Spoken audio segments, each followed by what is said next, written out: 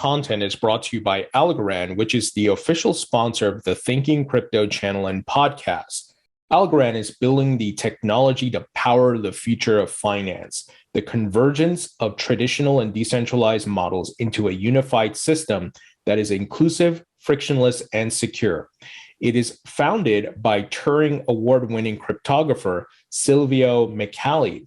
Algorand has developed a blockchain infrastructure that offers the interoperability and capacity to handle the volume of transactions needed for DeFi, financial institutions, and governments to smoothly transition into FutureFi. The technology of choice for more than 700 global organizations, Algorand is enabling the simple creation of next-generation financial products, protocols, and exchange of value. For more information, please visit algorand.com. Hi, everyone. Welcome back to the Thinking Crypto channel, your home for crypto news and interviews. With me today is Senator Cynthia Lummis out of the great state of Wyoming. Senator, great to have you on the show. Thank you, Tony. It's wonderful to be with you. I'm in Washington in my office, waiting today for amendments on the National Defense Authorization Act. So your timing is perfect. We're going to have a great visit while I'm waiting to go vote. Awesome. Let's start with your background. I'm very curious about where you're from, where did you grow up, and how did you end up getting into politics? I grew up on a ranch just outside of Cheyenne, Wyoming. I was the third of 4 kids, went to Lutheran school and then public school, then to the University of Wyoming. I studied animal science at the College of Agriculture, but by the time I was a senior, I needed some political science credits to graduate. So I interned at the Wyoming legislature for credit. And I absolutely fell in love with the Wyoming legislature. So first chance I got, I ran for the legislature and won, and served there for 14 years in the House and Senate. And that was sort of what launched my interest in policy. It also really cemented my belief that state government is really the innovative incubator that through which new ideas and great ideas percolate. Yeah, absolutely. And we're going to talk a bit about that, states' rights versus federal in regards to crypto. But I did want to ask, what was your first encounter with Bitcoin? Was it someone told you about it? How did you hear about it? Yeah, as I recall, my son-in-law told me about Bitcoin. We were together on Christmas, you're sitting around the kitchen table talking about something new. He said, let's set you up and see if you want to buy a Bitcoin. And I did. I think I paid $330 for my Bitcoin in 2013. And then I bought 2 more at Christmas again, sitting around the kitchen table in 2014.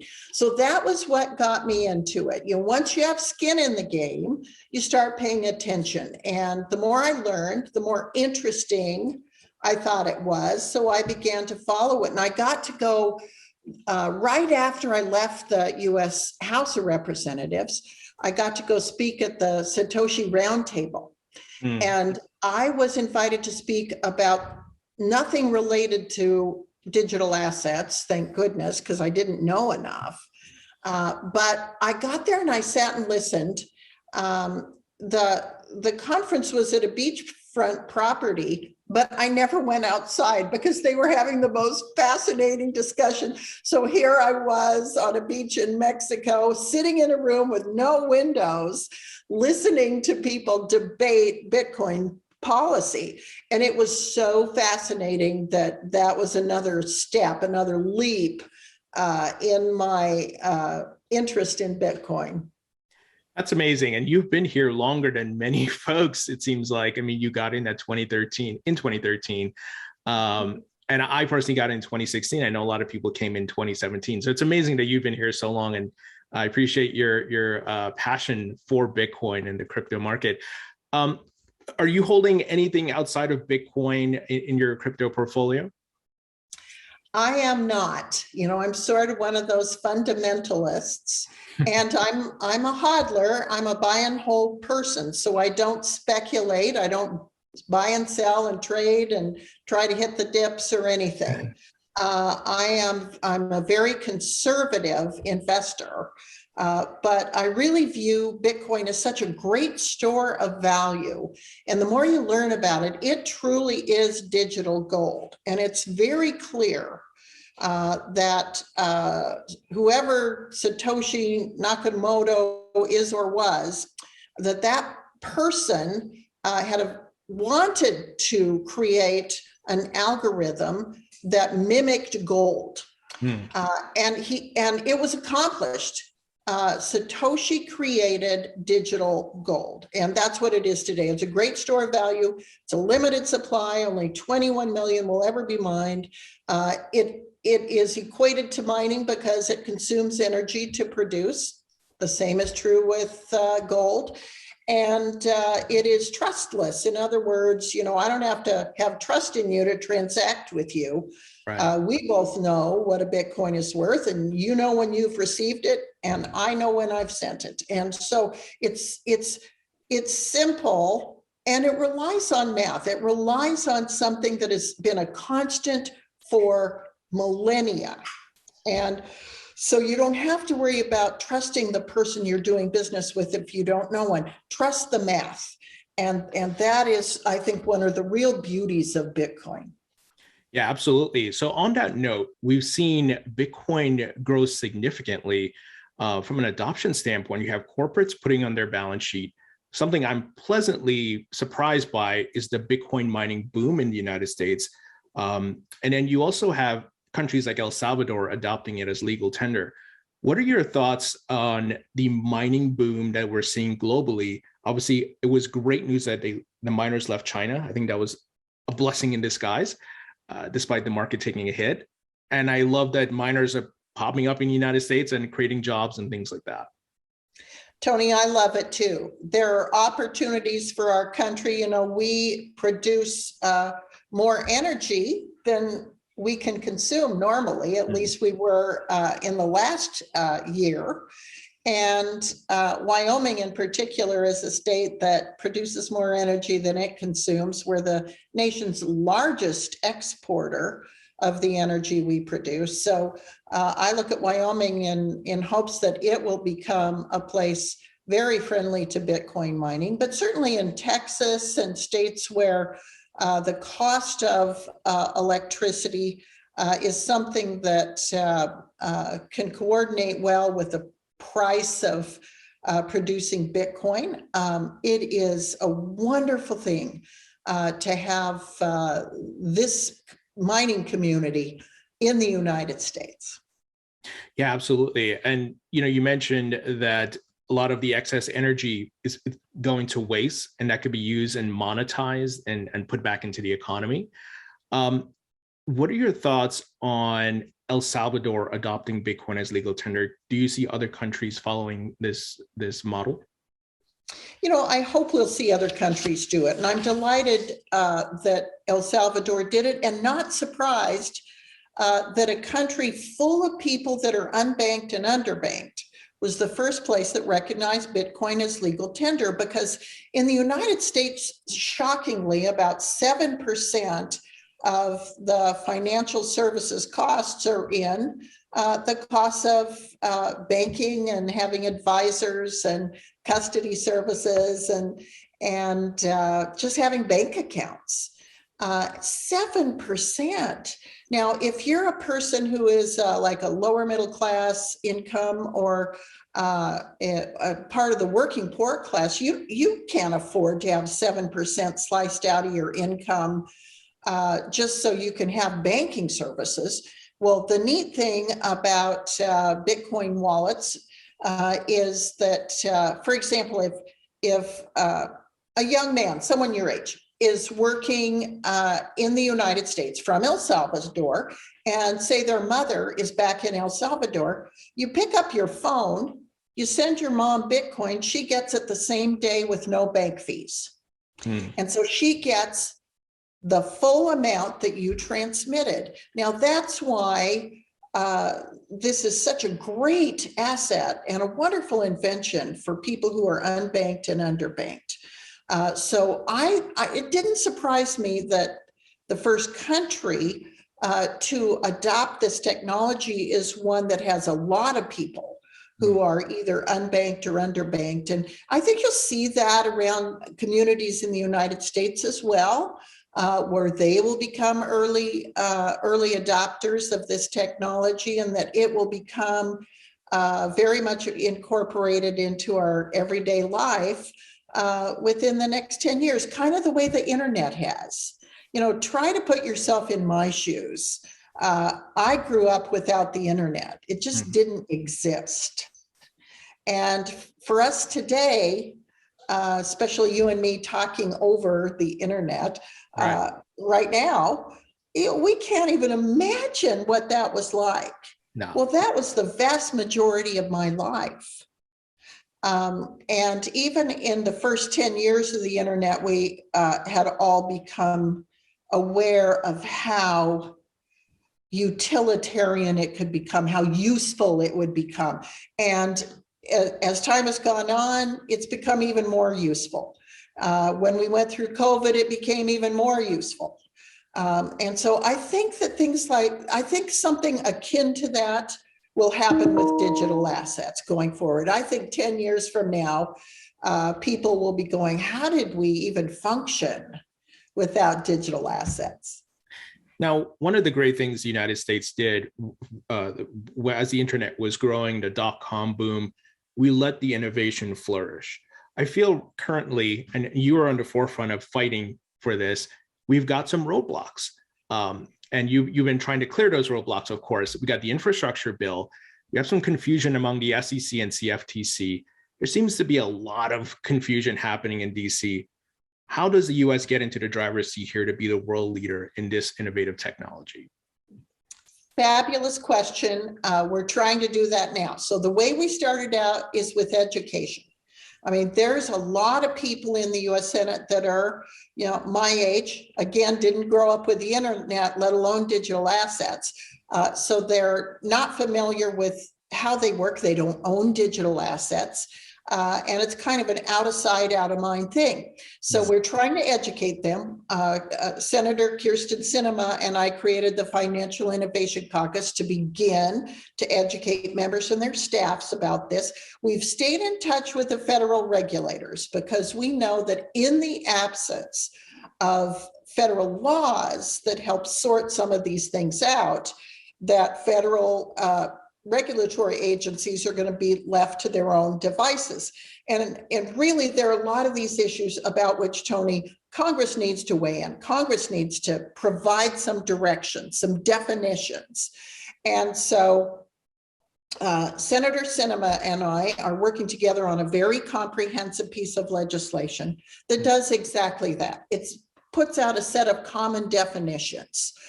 It makes clear what the CFTC's authority is, what the SEC's authority is.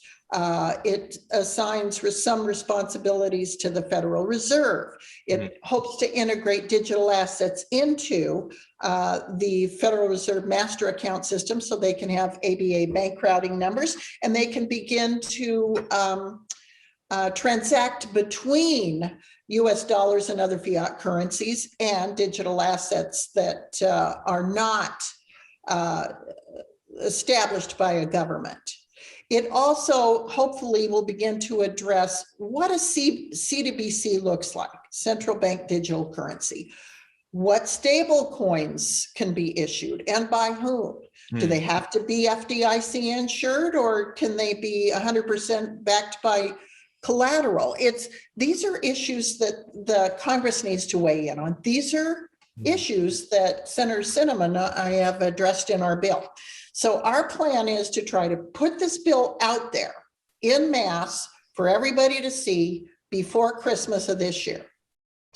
And so everybody can begin to comment on it, and we can start to gather people's input. Then when we come back in 2022, once we integrate people's comments into the bill, then hopefully we can break the bill up into rational standalone pieces that we can start moving through the system, because it's a lot to swallow in one piece. So Sure. we began with the education piece. Now we're moving into the legislative piece. We've worked with federal regulatory agencies, and now we're hoping to put out our big draft and get input. I love it. And the other bill I noticed that you and Senator Ron Wyden submitted, and this was specific to the infrastructure bill. Can you tell us about that? Yeah, you'll recall in the debate over the infrastructure bill last summer, the IRS put forth a definition of broker. Mm-hmm. And it was so broad that it included people like miners or developers of hardware and software, people that do not have access to information that the IRS wants. So Ron Wyden and I, at that point, created our first legislative collaboration, which was really fun, and tried to create a definition that reflected what the IRS really does want. They want information from people who have it, not from information from people who don't. And so we tried to recraft a definition of broker that actually addressed their ability to get the information they want from the people who have it. Yeah, and I think it's finding the balance, right? And not having an overreach and, like you said, some broad-reaching terminology that is not specific. I think a lot of people in the crypto market would just love to work with the regulators and give, yes, we want to report. We don't want to do anything shady, and we want to get rid of the scammers. But I think a lot of people are turned off by the infrastructure bill and what was in there. Absolutely, but if there was a silver lining, and as you know, the infrastructure bill was signed into law with the offensive language in it. But we're trying to get that language amended.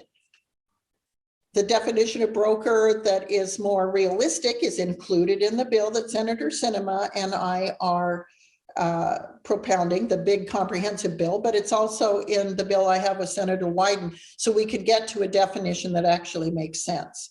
But, you know, the silver lining in that whole discussion was the digital asset community came alive, and they began to interact with their US senators. And members of the US Senate actually began to see that this is a large, sophisticated, knowledgeable set of my constituents. And it just really awakened a lot of people in the US Senate about how important this is, how much knowledge is out there, and it's in every state. Yeah, absolutely. Speaking of states, Wyoming has been a leader in crypto regulations and innovation. And a lot of companies are moving to Wyoming. Tell us about, your vision for Wyoming and what you're doing there. And could the federal government emulate some of what you're doing there? Well, they certainly could. We have been very successful in creating something called a special purpose depository institution. It is essentially a digital asset bank. A bank that can hold or custody digital assets. So after the bill passed, a very extensive and exhaustive effort was undertaken by our bank regulator to create a manual for bank examination and the steps that people have to go through in order to have a special purpose depository institution charter in Wyoming. And that means they have to address things like the anti-money laundering laws, the Bank Secrecy Act, and other things that any bank or credit union would have to answer in order to get a bank charter. We did, they did, and two banks, Kraken and Avanti, were the first to be granted charters under our Wyoming SBDI statute. So then those were submitted to the Federal Reserve Bank of Kansas City so they could get master accounts and then bank routing numbers through the ABA.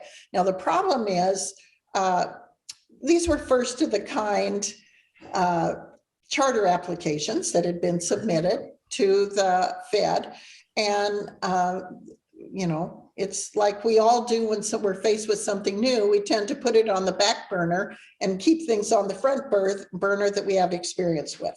The problem is that has gone on and on and on, and now the statutory time limit that they have to deal with it, meaning they, the Fed, have to deal with it, has passed.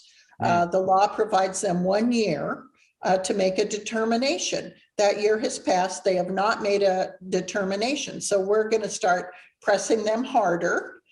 We've been pressing them really hard all along, but we're going to step up our efforts because every single hoop that they require has been complied with. So now they need to make a determination. So that's something Wyoming has done. We've been a leader. It's tough to lead in this area because you are inventing the wheel.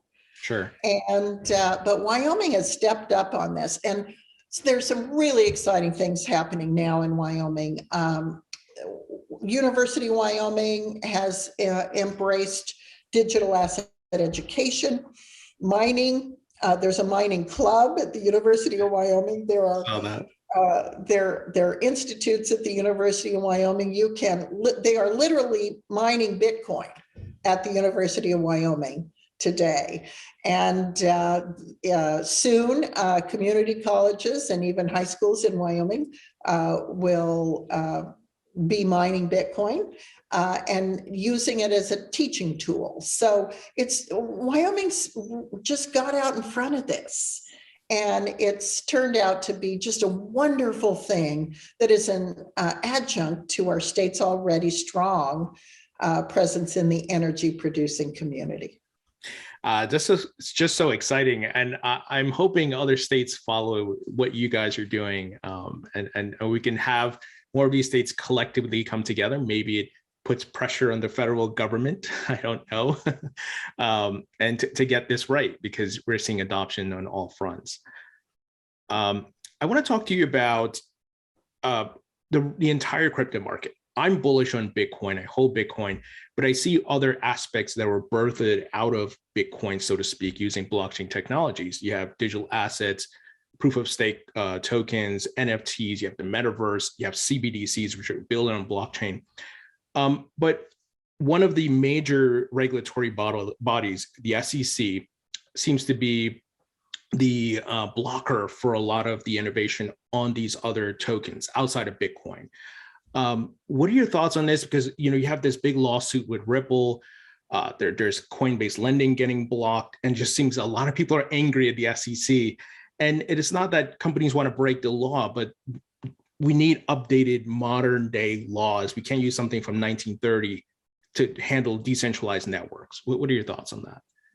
Well, I couldn't agree more. And that's why, as we've seen some of these lawsuits and the questions that are posed, we've tried to incorporate answers to those questions within the comprehensive legislative draft that we're going to be showing later this month and posting it so everybody can start commenting. So we're making suggestions as members of the US Senate about how we think these problems should be solved, how we think these questions should be addressed, hopefully to give guidance to the SEC and to, of course, the communities of innovation, so they understand the rules of the road. So there are some sideboards on the sandbox. You can continue to innovate within the sandbox, but you know where the sideboards are. Right. And you know to which regulatory entity you need to report or engage to answer these questions. So you don't feel whipsawed between various federal agencies There are some more clear lines drawn about who has jurisdiction. And I love that. And I look forward to seeing that. And I'm sure a lot of people in the crypto community will want to weigh in and give feedback. So I appreciate you putting it out publicly. Is there anything, the common folk, such as myself, who are crypto holders, believer in the technology, can do to help folks like yourself and to help push things forward? Absolutely. Okay, here's the thing that I'm having the most trouble with. Help us explain in the simplest of terms what this can mean for the average American and the average senator. For example, people in this, I'll see them in the Senate cloakroom or whatever, and they'll say, hey, would you explain Bitcoin to me or digital assets to me? And so I'll start thinking, okay, how can I define what a Bitcoin is, how it's created, how the blockchain works? And then I've lost them already. So just today, a woman came in who said, well, what I do when I'm talking to people who aren't familiar with this is to say, hey, you used to use dollar bills and quarters and dimes, but now you use a credit card. How did you get comfortable going from this cash, this money as you knew it, to just sticking a credit card in a machine or sliding it or tapping it on a device and then later getting a bill? Yeah. Well, that's kind of the way it's going to be. It's the next step when you go to digital assets. You're going to have a digital wallet. It has kind of a passcode, a number that provides you with access to your money, and you transact it just the way you send and receive emails. So it's those kinds of more fundamental explanations that I could use help with, that really every member of the Senate needs to hear. So if you have, Tony, or your listeners have a simple analogy that clicked with somebody that you were talking to, please send them to me, because we'll spread them out among other senators, because it's a hard thing to explain. But you all, especially Tony, people your age and younger, just seem to have a better grasp of how to explain it to somebody my age. Yeah, and it's a product. We're a product of our environment, right? And growing up in a digital world, it comes more naturally to us. But to your point, folks who didn't grow up with the internet and let alone crypto, it's going to be pretty tough. All right, so I know we're running up on time here. I did want to get your thoughts on the digital dollar and CBDCs, because I did talk to Chris Giancarlo, who's part of the Digital Dollar Project. One of the things I brought up was, how do we maintain the U.S. Constitution of right to privacy with a CBDC? Because we don't want to be China, social credit system and all that. How do we maintain that? Exactly right. So among the things I've talked about, and now this is all theory in my mind too, because I'm having the same concern.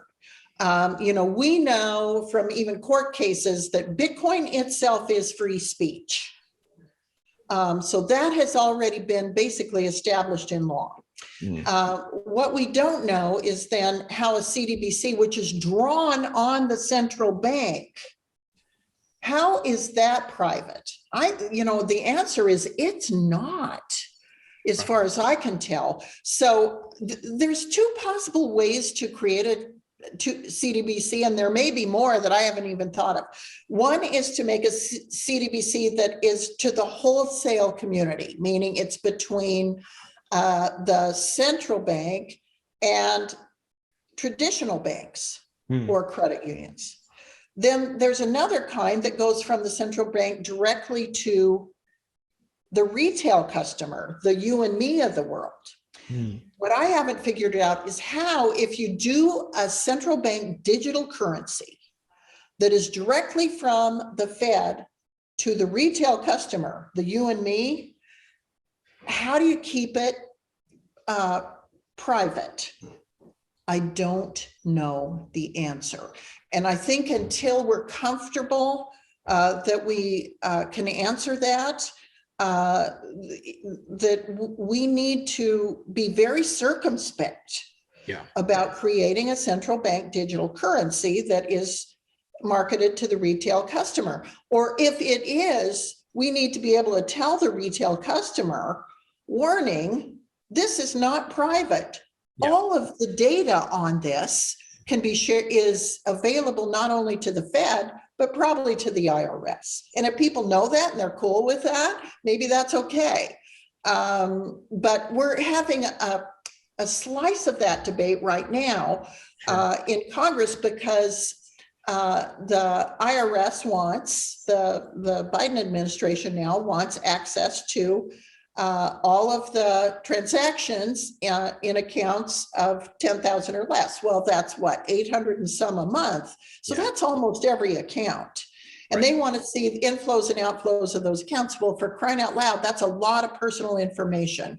And I'm not prepared to vote for that. My gosh, I don't want them to have that information, not because I have things to hide, but I don't want to share everything, you know? Right. So I think that that's a concern with a central bank digital currency, whereas a stable coin, which is sort of a retail product because it's issued between a bank or a credit union and a retail customer like you and me, those can have elements of privacy, just the way your bank account that is placed with a bank or a credit union has an element of privacy. So I've got more to learn about CBDCs, but right now I would not want to pull the trigger on a CBDC, especially that was direct to retail. Yeah, absolutely. And I appreciate you, having that discourse with folks, and more, I think, than many others. So I'm sure you'll help steer them in the right direction. A couple of questions so we wrap it up. If you could create your own metaverse, what would it be about? Well, I do know this one. My life on the metaverse would be a rodeo. I could rope and ride at the same time. Right now, I can kind of rope and I can ride, but I can't rope and ride at the same time. So I'd be able to do that. I would be able to ride a saddle bronc. And just before I fell off, I would be floated away and land on my feet in the arena. There would be a lot of, I'd have athletic abilities that I don't have now. The other thing I would, and in my real world, the life I live now, I could fly from Washington direct to Wyoming. I can't do that right now. There is no such airport. So I could have a lot of fun in a metaverse. Awesome. Senator Lummis, pleasure chatting with you. Thank you so much for everything you're doing. And I appreciate you joining me today. Tony, it's been my pleasure. And please stay in touch.